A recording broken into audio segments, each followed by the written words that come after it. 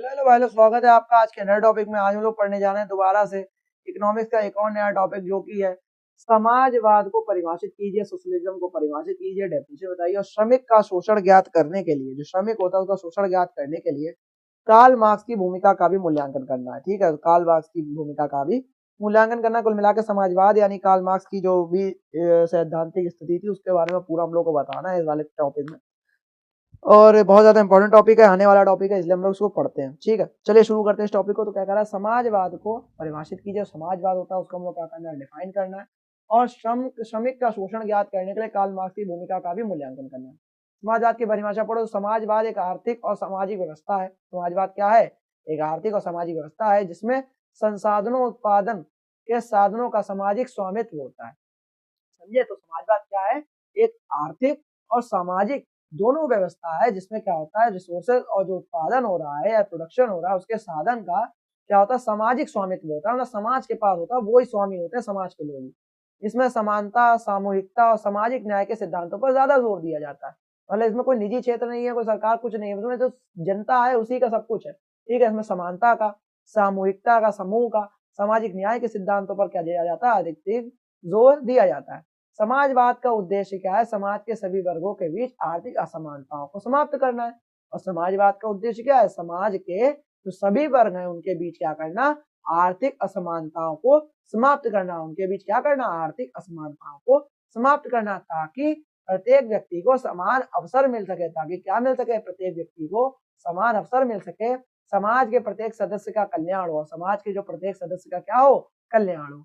समाजवादी व्यवस्था में पूंजीवाद की तरह निजी संपत्ति का स्वामित्व नहीं होता है। तो समाजवादी व्यवस्था में क्या है, समाजवादी व्यवस्था में पूंजीवाद की तरह क्या होता है, निजी संपत्ति का कोई भी स्वामित्व नहीं होता है, बल्कि राज्य या सामूहिक संगठन उत्पादन के साधनों जैसे भूमि, कारखाने, मशीनें आदि का स्वामित्व करते हैं। और क्या होते हैं, जैसे कि राज्य रखेगा। ठीक है, राज्य के हाथ में सारी चीजें होती हैं, सब कुछ अपना वो देखता है। और समाजवाद क्या होता है, समाजवादी व्यवस्था में क्या होता है, पूंजीवाद की तरह, या जो पूंजीवाद है उसकी तरह क्या करता है, वो भूमि, कारखाने, मशीनें आदि का स्वामित्व करते हैं सब लोग। ठीक है, आगे देखते हैं।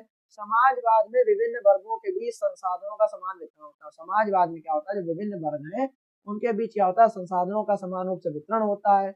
सभी नागरिकों के लिए बुनियादी सेवाओं को सुनिश्चित किया जाता है। जितनी भी लोग हैं या जितनी भी लोग मतलब वहां पे लोग काम करते हैं, उनके लिए जो सेवाएं उनको क्या किया जाता है, सुनिश्चित किया जाता है। जैसे हो गई स्वास्थ्य हो गया, शिक्षा हो गया, रोजगार हो गया, सभी के लिए समान रूप से क्या किया जाता है, सुनिश्चित किया जाता है। आगे देखते हैं, समाजवाद के मुख्य सिद्धांत क्या, समाजवाद के क्या मुख्य सिद्धांत है बताओ। समानता और सामूहिक स्वामित्व, समानता का और सामूहिक स्वामित्व इसका मुख्य सिद्धांत है। समाज के सभी लोगों के लिए समान अवसर और संसाधनों का सामूहिक स्वामित्व होता है। समानता और जो सामूहिक स्वामित्व है, समाज के तो सभी लोगों के लिए क्या है, समान अवसर और जो संसाधनों का सामूहिक स्वामित्व होता है। ठीक है, और आगे चलते हैं। तो श्रम और उत्पादन का अधिकार होता है। हर व्यक्ति को श्रम के अनुसार फल मिलना चाहिए और उत्पादक साधनों पर सामूहिक नियंत्रण मिलना चाहिए। ठीक है, और राज्य की भूमिका इसके अंदर क्या होती है, राज्य का सरकार को समाज के संसाधनों का नियमन, वितरण और समृद्धि के लिए जिम्मेदार ठहराया जाता है। मतलब इन सबका जो वितरण करेगा, जो भी कुछ करेगा वो सरकार करेगी, इसी के लिए उसे ही जिम्मेदार इसे के लिए ठहराया जाता है। समाजवाद के अंतर्गत संपत्ति का सार्वजनिक स्वामित्व, जो समाजवाद के अंतर्गत क्या होता है, संपत्ति का सार्वजनिक स्वामित्व कैसे होता है, तो श्रमिकों का उत्थान यानी कि सामाजिक सुरक्षा योजनाओं पर जोर दिया जाता है। सामाजिक सुरक्षा योजनाएं, उन पर अधिक जोर दिया जाता है।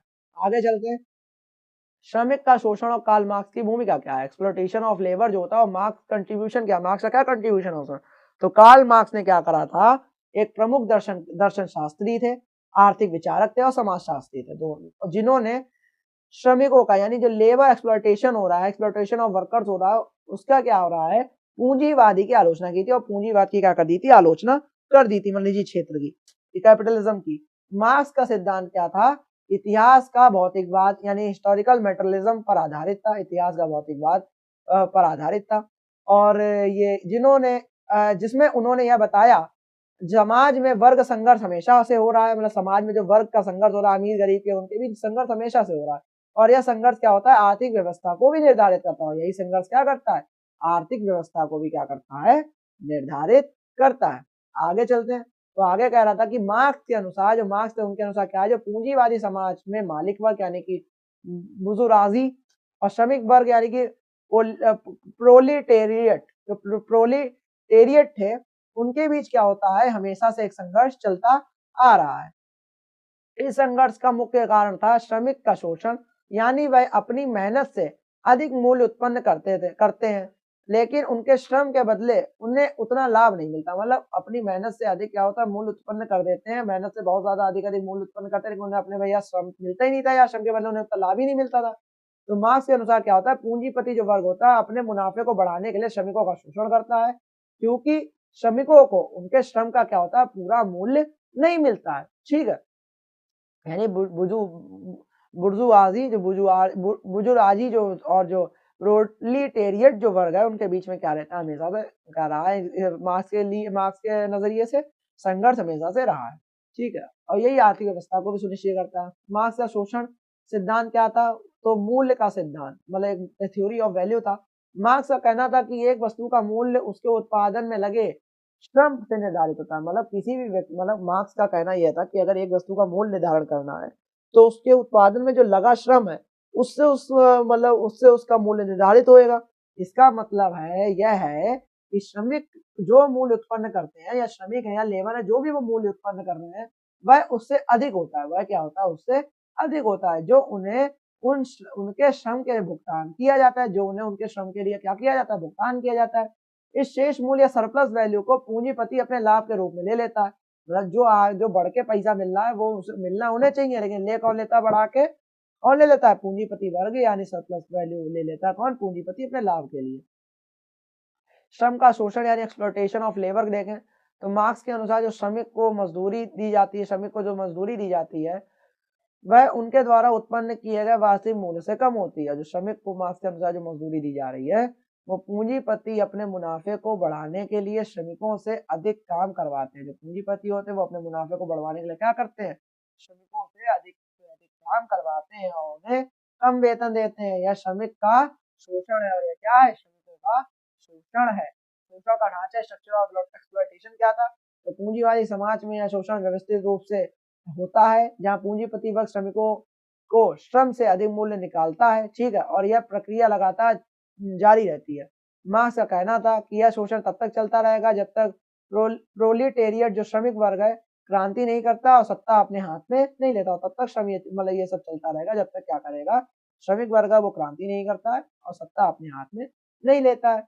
मार्क्स के शोषण सिद्धांत का मूल्यांकन है इस प्रकार से। Critical evolution of marks theory exploitation ये कह रही है कि मार्क्स के शोषण सिद्धांत को लेकर कई आलोचनाएं और समर्थन दोनों मिले हैं। समर्थन भी मिला है दोनों को, उसमें भी मिला है आलोचना भी। समर्थन कैसे मिला है, श्रमिक वर्ग की स्थिति की पहचान कर दी है, आर्थिक असमानता को स्पष्ट कर दिया और वैश्विक दृष्टिकोण दिया है। श्रमिक वर्ग की स्थिति की कैसे पहचान करी, मार्क्स ने समाज के निचले वर्ग यानी श्रमिक वर्ग के शोषण की सही पहचान की। पूंजीवाद के तहत श्रमिकों का शोषण वास्तव में एक सच्चाई है, और पूंजीवाद के तहत क्या, श्रमिकों का शोषण है वो वास्तव में एक सच्चाई है, खासकर जब यह देखा जाता है कि श्रमिकों को उनके काम का उचित मूल्य नहीं मिलता है। आर्थिक असमानता की स्पष्टता, मार्क्स ने स्पष्ट रूप से दिखाया कि पूंजीवाद में आर्थिक असमानताएं और श्रमिकों का शोषण एक निरंतर प्रक्रिया, और मार्क्स ने क्या दिखाया, यह निरंतर दिखाया है कि जो आर्थिक असमानताएं और जो श्रमिकों का शोषण हो रहा है वो एक निरंतर प्रक्रिया में चलता आ रहा है, आज भी कई देशों में देखा जाता है। वैश्विक दृष्टिकोण देंगे तो मार्क्स सिद्धांत ने क्या करा है, वैश्विक दृष्टिकोण को प्रस्तुत किया और यह समझाया कि कैसे पूंजीवादी समाज है वो हर देश में क्या है, विभिन्न रूपों में मौजूद रहता है, और इसके परिणाम स्वरूप असमानताएं भी क्या होती हैं, उत्पन्न होती हैं। ये वैश्विक दृष्टिकोण था। इसकी आलोचना कैसे कैसे की गई, तो आलोचना क्या क्या की गई है वो देख लो। आधुनिक पूंजीवाद में सुधार हो गया है, मार्क्स के सिद्धांतों को आधुनिक पूंजीवाद और समाजवादी नीतियों द्वारा चुनौती दी गई। ठीक है, मार्क्स के सिद्धांतों को जो आधुनिक, जो अभी के मॉडर्न कैपिटलिज्म चल रहा है उसकी जो सामाजिक नीतियों द्वारा क्या दे दी गई, चुनौती दे दी गई।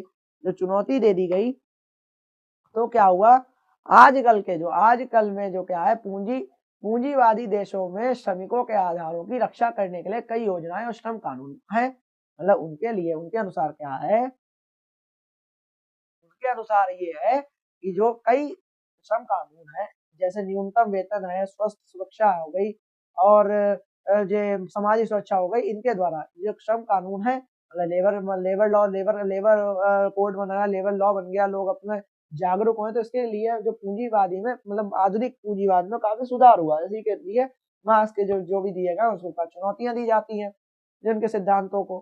ठीक है, इन सुधारों ने श्रमिकों के शोषण को काफी हद तक क्या कर दिया, कम कर दिया। अर्थशास्त्रियों की आलोचना हुई है। कुछ अर्थशास्त्रियों का कहना है कि मार्क्स का मूल्य का सिद्धांत और श्रम का शोषण पूरी तरह से सच नहीं है। आज के पूंजीवादी बाजार में श्रमिकों को उनके काम का उचित मूल्य भी मिलता है और प्रतिस्पर्धा के कारण श्रमिकों को बेहतर अवसर भी होते हैं।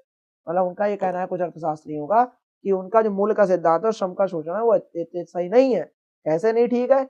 आज का जो पूंजीवादी बाजार है उसमें श्रमिकों को उनके काम का उचित मूल्य मिलता ही है और प्रतिस्पर्धा के कारण क्या होता है, श्रमिकों के लिए बेहतर अवसर भी होते हैं। ठीक है, ऐसे देखें तो समाजवादी अर्थव्यवस्था कह रही है आखिरी में क्या कहेगी, असफलता। मार्क्स के सिद्धांतों के आधार पर कई देशों ने समाजवादी प्रयोग किया लेकिन उनका कार्यान्वयन क्या रहा, अक्सर विफल ही रहा। सोवियत संघ और अन्य समाजवादी देशों ने अर्थव्यवस्था की कई कमजोरियां आई हैं, जैसे कमीशन की बढ़ोतरी हो गई, प्राकृतिक संसाधनों की बर्बादी हो गई, राजनीतिक दबाव, ये सब इसके मुख्य कारण रहे हैं। ठीक है, और इसका निष्कर्ष आखिरी में क्या कहता है, मार्क्स के जो है श्रमिक शोषण का पूंजी मूल्य निर्धारण का सिद्धांत क्या कह रहा है। मार्क्स का श्रमिकों का शोषण पर किया गया जो विश्लेषण है वो समाजवादी विचारधारा का एक महत्वपूर्ण हिस्सा बना, लेकिन उसके सिद्धांत का व्यवहारिक परीक्षण दिखता है कि उन क्षेत्रों में पूंजीवाद में क्या सुधार हुआ है। हालांकि श्रमिकों का शोषण आज भी कई देशों में एक वास्तविक समस्या है और मार्क्स क्या करते हैं, मार्क्स के सिद्धांतों के को लागू करने का प्रयास आज भी कई देशों में क्या हो रहा है, किया जा रहा है। मार्क्स को सिद्धांतों को लागू करने का प्रयास आज भी कई देशों में क्या किया जा रहा है, लागू किया जा रहा है। ठीक है, तो ये हम लोग का टॉपिक था, समाजवाद को पढ़ना था और मार्क्स का क्या था रोल था समाजवाद में, उसको हम लोग को बताना था। मेरे हिसाब से आपको ये टॉपिक समझ में आ गया होगा। बहुत ज़्यादा कठिन टॉपिक था नहीं, छोटा टॉपिक था और ऐसे ही वीडियोस फटाफट आते रहेंगे। एक वीडियो और बची होगी इसके बाद मुझे रिकॉर्ड करने को, ऐसे खत्म ही होने वाली है बस। और इकोनॉमिक्स का फटाफट बहुत ज़्यादा बल्क में आएगा, आप लोग फटाफट उसको कंप्लीट कर लेना क्योंकि फिर एडमिनिस्ट्रेटिव और एनवायरमेंटल के भी बल्क में आएंगे। ठीक है, हर चीज़ अब बल्क में आएगी। मेरा तो पूरा कोशिश है मैं 19 तक सब कुछ कंप्लीट करा दूं, मुझे अपना भी सिलेबस कंप्लीट करना है। ठीक है, साथ साथ मैं पढ़ रहा हूँ, आपको भी पढ़ा रहा हूँ। ऐसे ही वीडियोस आते हैं, तब तक ले जय हिंद, जय भारत।